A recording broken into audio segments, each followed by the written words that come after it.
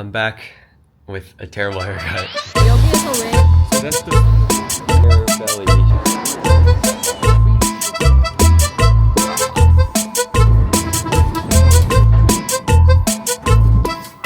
I am back.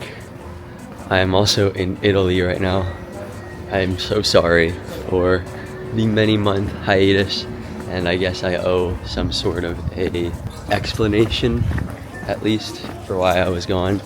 And there's a couple of major updates that I want to go over. There's two. So the first one is I'm now enrolled in college, and I'm going to be spending the next 4 years of my life studying at the University of Texas at Austin, the McComb School of Business, to be specific. Yeah, I mean, it's a great school.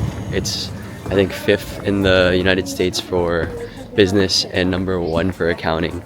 So, you know, it's great. I didn't necessarily go because, you know, I'm like a business aficionado and I like want to do business for sure, but it's just a decent kind of catch-all degree.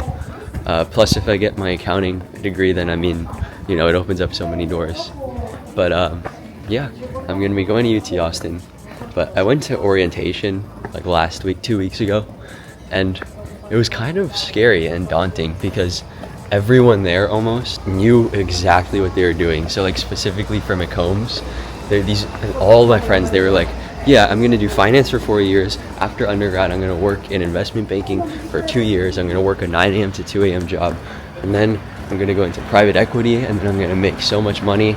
And I just didn't really know what I was doing, and I still don't really know what I'm doing, so I'm kind of just winging it. But I honestly think I'll just have to figure things out in college. I'm not too worried about it though. I was really worried, but I think I'll eventually discover what I want to do.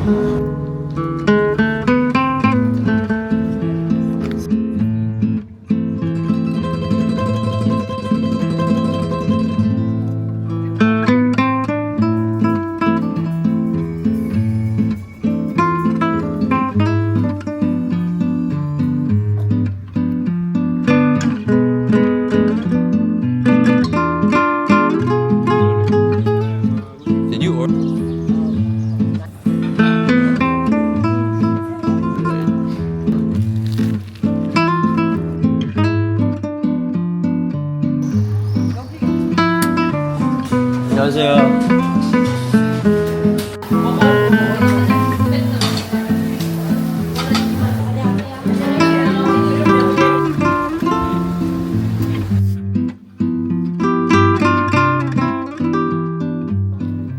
It's morning, we're in Florence, and today we are touring Florence, and Caleb. Yo, my fault. I apologize. Oh shoot. Yo, it's okay.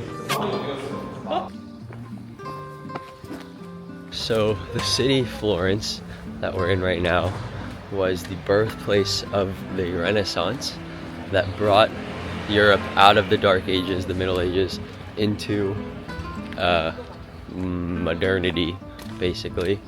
But if you didn't tell me anything about the city and just like dropped me in here, I don't think I'd be able to tell you that it's anything, because it's like kind of a dump here, and it's strayed so far from its identity as such an important city that, I don't know, there's just nothing characteristic about it anymore.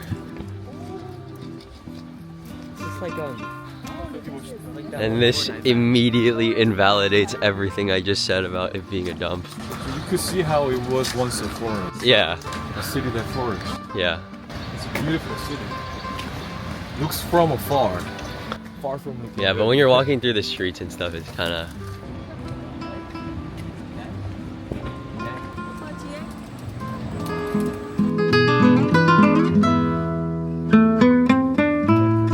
Nope. Dang, she's zooming.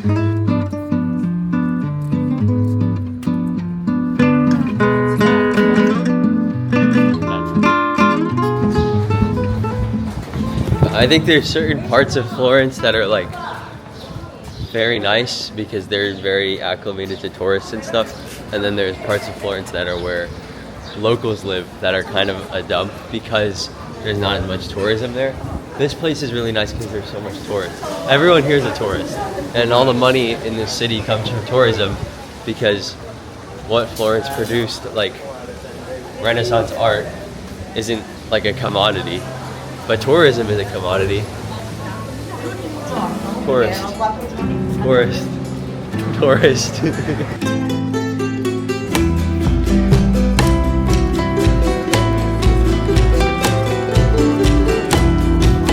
No.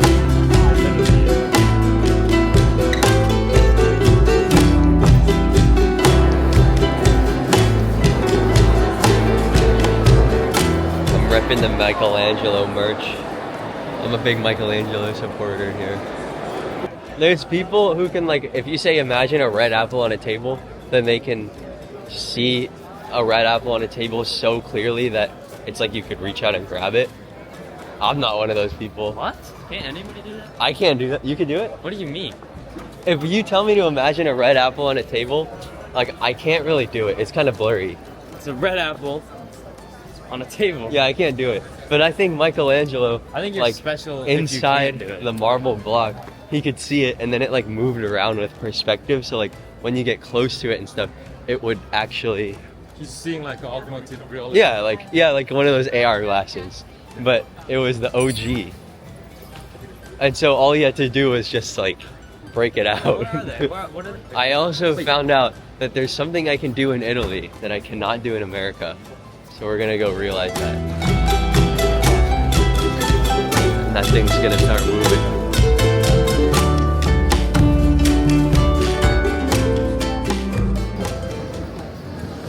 And this is a cigar from Honduras, and this is my smooth and very good ones. Or medium. So in Italy at 18, you can smoke. And my dad has a philosophy that everything I do for the first time is gonna be with him. And so the first time I'm lighting up a cigar is gonna be with my dad in this park. So he's back there and he's gonna teach me kind of how to do it and how to not get addicted to cigars. So yeah, so we got it cut at the store. You gotta take out the white strip. This one.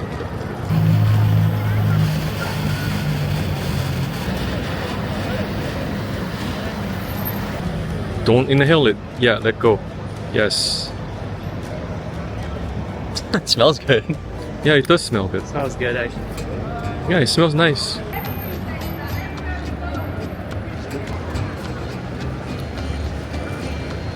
I mean, There's nothing special, right? yeah, it tastes good. I like the taste of it, but Yeah, don't get too used to it.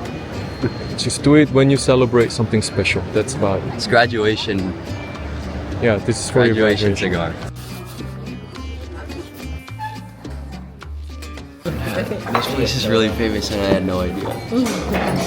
What is it called? Asteria Pastella. Is this where they do the cheese wheels? Yeah, And yeah, they, like, yeah. It's their truffle pasta that's really famous. Thank you. I'm also allowed to drink in Italy, so. This one's a little better. It doesn't hurt.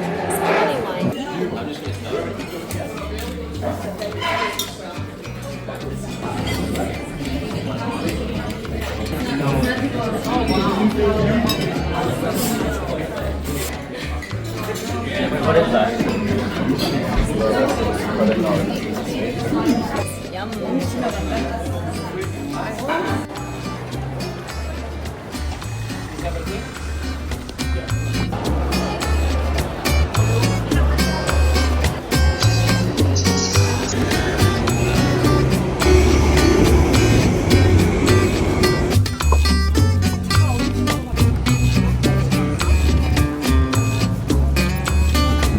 Venice. In case you couldn't tell.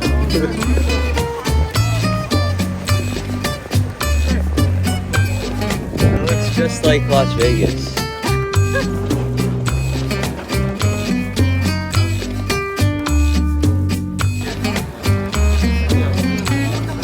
대박이다 여기.